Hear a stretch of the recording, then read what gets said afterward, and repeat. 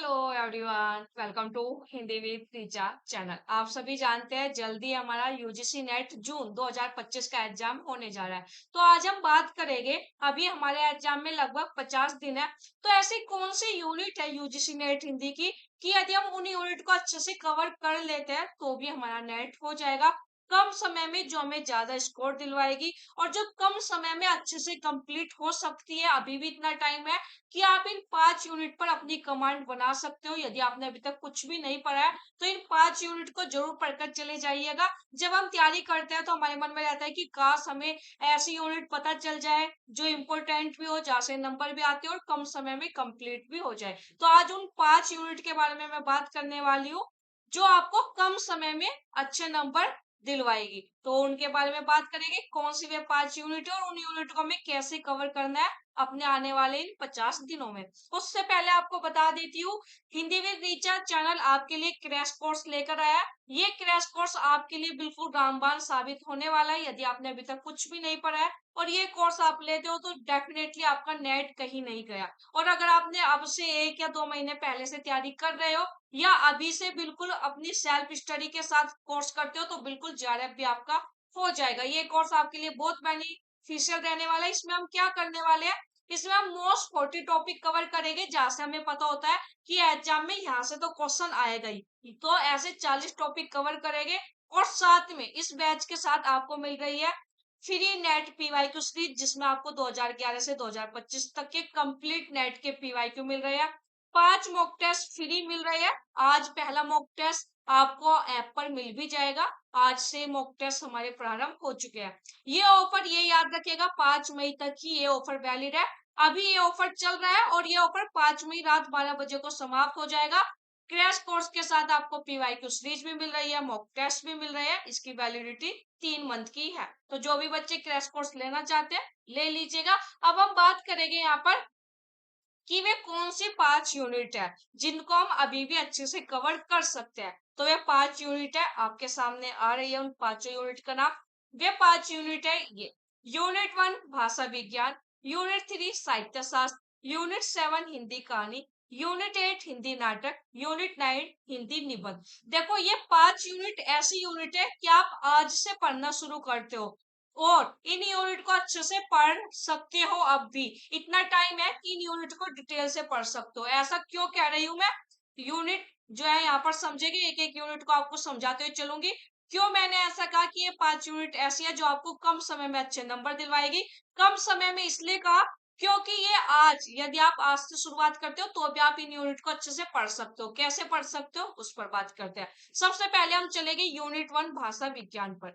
तो जब हम यूनिट 1, ये हमारी यूनिट 1 का कोर्स है। उम्मीद करती हूँ कि कोर्स तो आपने आज से पहले जो है सिलेबस आपने देख लिया होगा। ये हमारा यूनिट 1 का सिलेबस है, हिंदी भाषा और उसका विकास। यूनिट 1 से आप मानकर चलो आपके 5 क्वेश्चन तो आते ही है। और कमाल की बात यह है, यूनिट 1 में वे 5 टॉपिक डिसाइड है कि यहाँ से क्वेश्चन पूछा जाएगा। ठीक है, तो यदि हम यूनिट 1 में वे 5 टॉपिक कवर कर लेंगे तो हमारी यूनिट 1 अच्छे से कवर हो जाएगी। यदि आपको लग रहा है कि ऐसा नहीं होता तो आप खुद पीवाईक्यू देख सकते हो और आपको पता चल जाएगा कि यूनिट 1 में गिने चुने टॉपिक है जहां से यहाँ पर पेपर में क्वेश्चन आते हैं।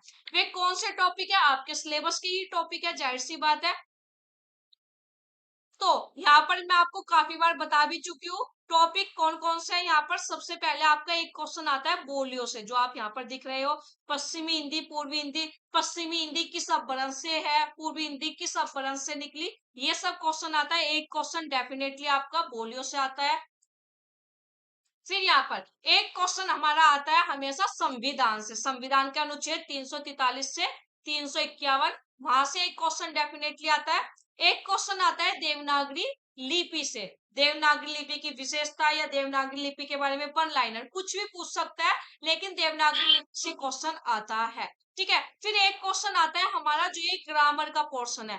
ग्रामर के पोर्शन में भी कौन से टॉपिक से क्वेश्चन आता है, उच्चारण स्थान, उच्चारण स्थान से क्वेश्चन आता ही है। तो ये 4 टॉपिक तो हमें डेफिनेटली श्योर है कि यहाँ से क्वेश्चन आएगा ही। अब एक क्वेश्चन कहाँ से आ जाता है, जैसे जो ये आर्य भाषा है यहाँ से दे सकता है, पाली प्राकृत, या फिर जो कुछ आयोग की स्थापना कब क्या हुई, एक क्वेश्चन यहाँ से आता है। वो भी मैंने आपको पूरी टेबल बताकर दी हुई है। कहने का मतलब ये है यूनिट 1 में लिमिट है कि हाँ हमें इतना पढ़ना है, यहाँ से हमारा इतने में काम चल जाएगा। ठीक है, ऐसी कुछ ही यूनिट है यूजीसी नेट में कि जिनमें हमें पता होता है कि लिमिट है, इतने में हमारा जो है काम चल जाएगा, इतना पढ़ेंगे। तो यूनिट 1 उन्हीं में से एक यूनिट है। यूनिट 1 हिंदी भाषा और उसका विकास। लिमिट जो है यहाँ पर टॉपिक है, और जो है यहाँ पर हमें पहले ही पता होता है कि ये टॉपिक इंपॉर्टेंट है। अगर आप यूनिट 1 आपने अभी तक छुई नहीं है, तो आने वाले 2 से 3 दिनों में आप इसको कंप्लीट कर सकते हो स्मार्ट जो है तरीके से। कैसे? जैसे मैंने आपको बताया, एक दिन लो बोली वाला टॉपिक क्लियर करो, संविधान क्लियर करो। संविधान में हमें कुछ नहीं पढ़ना, केवल 343 से 351 अनुच्छेद में हमें पता होना चाहिए किस अनुच्छेद में क्या कहा गया है। देवनागरी लिपि, उच्चारण स्थान, एक टेबल से हमें पूरा उच्चारण स्थान याद हो जाता है। ये सब मैंने आपको करवाया हुआ है, और ये सारे टॉपिक मैंने अपने क्रैश कोर्स में भी आपको करवाकर जो है मैं दूंगी। इनमें से हम 2-3 टॉपिक पढ़ भी चुके हैं अपने क्रैश कोर्स में। ठीक है, यूनिट 1 यानी कि कम समय में हमें जो है अच्छा स्कोर दिलवा सकती है। अब बात करेंगे अगली यूनिट है हमारी यूनिट 3। यूनिट 3 पर बाद में आएंगे। उसके बाद देखेगा अगली यूनिट, यूनिट 7 हिंदी कहानी। मैं हमेशा से ये शुरुआत से कहती आई हूँ, यूनिट 7, 8, 9 ये ऐसी यूनिट है जिन पर आप बहुत अच्छी कमांड बना सकते हो। क्यों? क्योंकि छोटी यूनिट है, कहानी है। हमें पता है हमारे पाठ्यक्रम में 21 कहानी लगी है, और ईमानदारी की बात यह है, यदि आपने अभी तक एक बार भी ये कहानी नहीं पढ़ी है, तो आप आने वाले 4 से 5 दिनों में सारी कहानी कंप्लीट पढ़ सकते हो। पहली बात तो कोई भी बहुत बड़ी कहानी नहीं है कि 100-200 पेज की कहानी है। सब वही 10 पेज की, 15 पेज की कहानी। और कहानी क्या होती है? रुचिकर होती है। तो कहानी तो हम एक साथ बैठेंगे, 2-3 कहानी तो हम ऐसे ही पढ़ जाएंगे। ठीक है, और कुछ कुछ कहानी तो इतनी छोटी है, 2-2, 3-3 पेज की है। ये 21 कहानी यदि आपने अभी तक नहीं पढ़ी है तो पढ़ लेना। यहाँ से कम आपके पेपर में 7 से 8 क्वेश्चन आते हैं कहानी वाली यूनिट से। ठीक, अगर यही यूनिट उपन्यास वाली होती और मैं कहती आप अब भी समय उपन्यास पढ़ जाओ लाइन बाय लाइन और आपकी कमांड बन जाएगी, तो वो बिल्कुल जो है बेकार बात होती है। ठीक है, उसका कोई औचित्य ही नहीं है उस बात का, क्योंकि हम जानते हैं उपन्यास कितने बड़े हैं। आज हम बात कर रहे हैं उन यूनिट की जो हम कम समय में, यदि हमने अभी तक नहीं पढ़ी है, हम अब भी कंप्लीट कर सकते हैं। ठीक है, तो ये 21 की 21 कहानी आप में से जो भी बच्चे अगर आपने नहीं पढ़ी है पढ़ लीजिए। चंद्रदेव से मेरी बातें, धुलाई वाली, एक टोकरी पर मिट्टी, राही, ईदगाह, दुनिया का अनमोल रत्न, कानों में कंगना, उसने कहा था, आकाशदीप, अपना भाग्य, तीसरी कसम, लाल पान की बेगम, गैंग्रीन, कोसी का गठवार, अमृतसर आ गया है, चीफ की दावत, सिक्का बदल गया, इंस्पेक्टर माता दीन चांद पर, पिता, राजा निर्बंसिया, परिंदे। 21 कहानियां, ये 21 की 21 कहानियां आप अभी भी लाइन बाय लाइन पढ़ सकते हो। कोई अभी भी इतनी देर नहीं हुई है कि आप ये यूनिट नहीं पढ़ सकते। और सबसे बड़ी बात,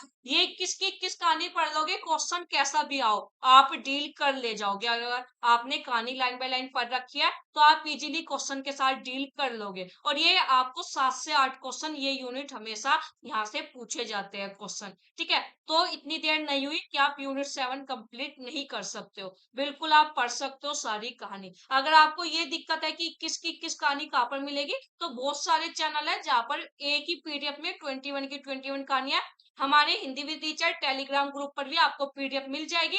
प्रिंट आउट करवाओ और कहानी पढ़ो। ठीक है, अब भी टाइम है। उसके बाद अगली यूनिट है हमारी यूनिट 7 हिंदी नाटक। पाठ्यक्रम में 14 नाटक लगे हुए हैं, और यकीन मानो जो बच्चा पढ़ने वाला होगा, सीरियस होगा और आज से भी तैयारी कर रहा होगा, तो भी वो ये नाटक पढ़ लेगा। और कुछ नाटक तो हम अपने ग्रेजुएशन में, पीजी में पढ़कर आए हुए होते हैं। आपके पाठ्यक्रम में टोटल 14 नाटक लगे हुए हैं। अंधेर नगरी, भाया दुर्दशा, चंद्रगुप्त, स्कंदगुप्त, ध्रुव स्वामिनी, अंधा युग, सिंदूर की ओली, आधे अधूरे, आषाढ़ का एक दिन, आगरा बाजार, बकरी, एक और द्रोणाचार्य, अंजो दीदी, महाभोज। ये 14 नाटक आपके पाठ्यक्रम में लगे हुए हैं। और नाटक भी कोई इतने बड़े नहीं है। नाटक पर भी आप, अगर आप एक बार नाटक पढ़ लोगे तो आपकी बहुत अच्छी कमांड बन जाएगी नाटक पर। ठीक है, तो नाटक अभी भी इतनी देर नहीं हुई है, आप नाटक पढ़ सकते हो। और यहाँ से भी जो ये यूनिट 7, 8, 9 है, यहाँ से आप मानकर चलो 30 के लगभग क्वेश्चन आते हैं एवरेज। ये तो नहीं रहता प्रत्येक यूनिट से 10 क्वेश्चन, कभी किसी यूनिट से 8 क्वेश्चन पूछ लेते हैं, किसी से 12 पूछ लेते हैं। ठीक है, कभी किसी से क्या कहते हैं 9 क्वेश्चन पूछ लेंगे, वहां से 11 पूछ लेंगे। 30 से 35 के बीच का एवरेज रहता है इन तीनों यूनिट को मिलाकर। ठीक है, तो ये यूनिट जो है हिंदी नाटक वाली, जाओ जाकर पढ़ो, अब भी ये नाटक आप पढ़ सकते हो, बिल्कुल कंप्लीट। आप, हमारे पास अभी भी इतना समय है कि आप जाकर ये नाटक पढ़ सकते हो। ठीक है, ज्यादा नहीं तो नाटक में ये टारगेट कर लो, रोज एक नाटक पढ़ना है, रोज एक नाटक पढ़ना है, तो अभी आप 14 दिन में नाटक कंप्लीट कर लोगे। और कोई भी नाटक इतना बड़ा नहीं है कि आपको बहुत घंटे लगेंगे, 2 से 3 घंटे में एक नाटक इजीली कंप्लीट हो जाएगा। ठीक है, और ये बात याद रखो, जब नाटक पढ़ लोगे तो ये आपको नंबर भी दिलवा रहा है, आप बिन मतलब में नहीं पढ़ रहे हो नाटक, नाटक आपको नंबर दिलवा रहा है और अच्छे नंबर दिलवा रहा है। ठीक है, ये चीज ध्यान रखिएगा। ठीक, ये टारगेट रखोगे तो अभी आप ये नाटक पढ़ लोगे। ठीक, 2 घंटे इसके लिए निकालो, सुबह को जल्दी उठो, रात को देर से सो, जैसे भी आपको पढ़ना पसंद है। इस टाइम हमारा टारगेट होना चाहिए सिर्फ जेआरएफ पर। ठीक है, कि हमें नेट जेआरएफ करना है, बाकी चीजें साइड में रख दो कुछ दिनों के लिए, 50 दिनों की बात है, उसके बाद खूब जो है, जो आप करना चाहते हो करना, लेकिन इन 50 दिनों में जो है घूमना फिरना, क्या कहते हैं, उसको थोड़ा साइड में रखो और अपना पढ़ाई पर फोकस करो। ठीक, उसके बाद अगली यूनिट है यूनिट 9, हिंदी निबंध।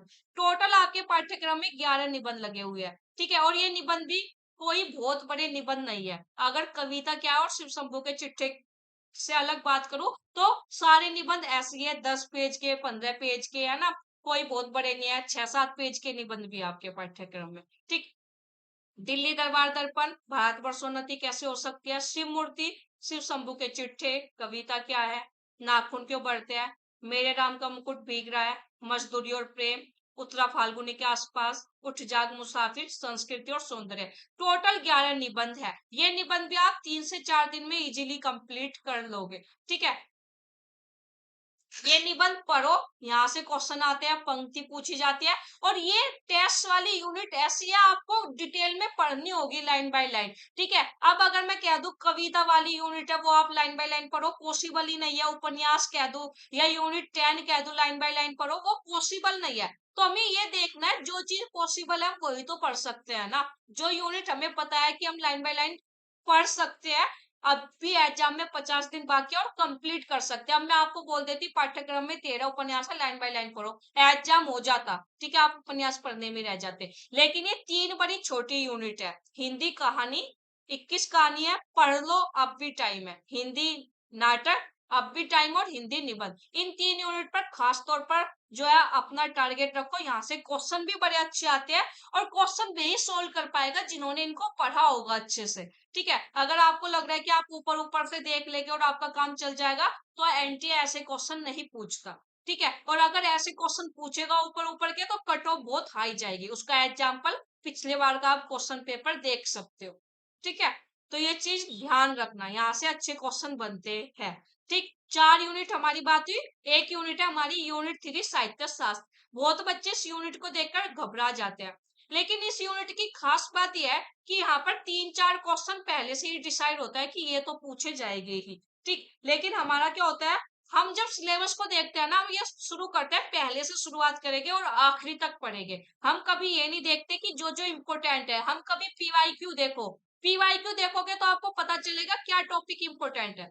अब जैसे साहित्य शास्त्र की मैं बात करूं यूनिट 3 की, यहाँ से अच्छे क्वेश्चन भी आते हैं, डीपली क्वेश्चन भी आते हैं। ऐसा नहीं है कि यहाँ से केवल ऊपर ऊपर के इजी क्वेश्चन आते हैं, यहाँ से अच्छे खासे डीपली क्वेश्चन भी आते हैं। लेकिन डीपली क्वेश्चन की संख्या कितनी है, एक या दो।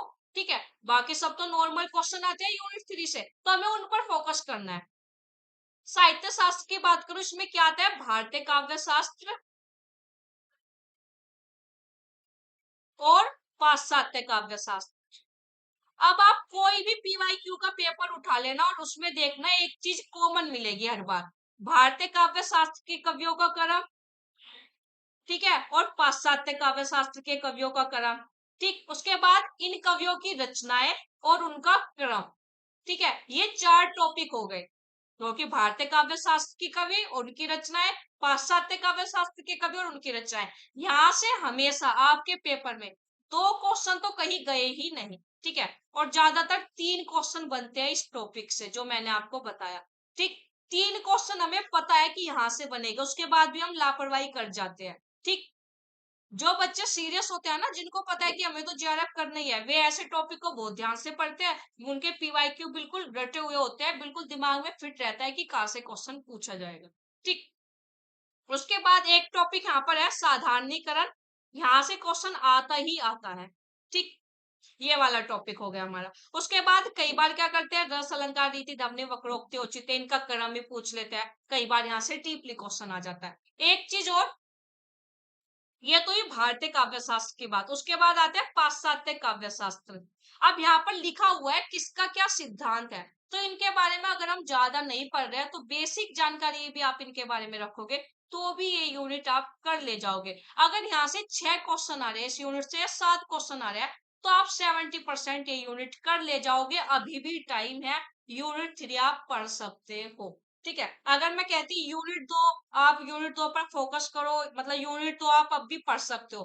पढ़ तो कोई भी यूनिट सकते हो, ठीक है, लेकिन वो बहुत गहरी यूनिट है ना, बहुत गहरा समुद्र है। इस टाइम हमें ध्यान रखना है कि वे यूनिट जो कम समय में तो कंप्लीट होती हो और अच्छे नंबर यहाँ से बनते हो।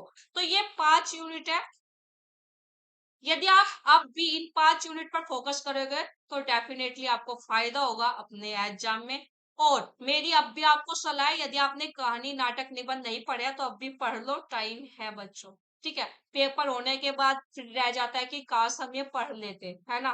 तो अब भी टाइम है, इन यूनिट को अच्छे से कवर कर लो। ये यूनिट अभी भी अच्छे से कवर की जा सकती है। उम्मीद करती हूँ आपको जो मैंने बताया वो आपके लिए यूजफुल रहा होगा। और जिन बच्चों ने कहानी नाटक निबंध सब पढ़ लिया है, कमेंट सेक्शन में जरूर बताना। ठीक है। साथ ही जो बच्चे यूजीसी नेट एग्जाम की तैयारी कर रहे हैं और चाहते हैं कि उनको कुछ इंपॉर्टेंट टॉपिक मिल जाए, तो ये कोर्स आपके लिए रामबाण है। क्रैश कोर्स चल रहा है। ये ऑफर हमारा 1000 में ये कोर्स आपको मिल रहा है। साथ में पीवाईक्यू सीरीज बिल्कुल free, mock test 5 mock test बिल्कुल फ्री मिल रहे हैं।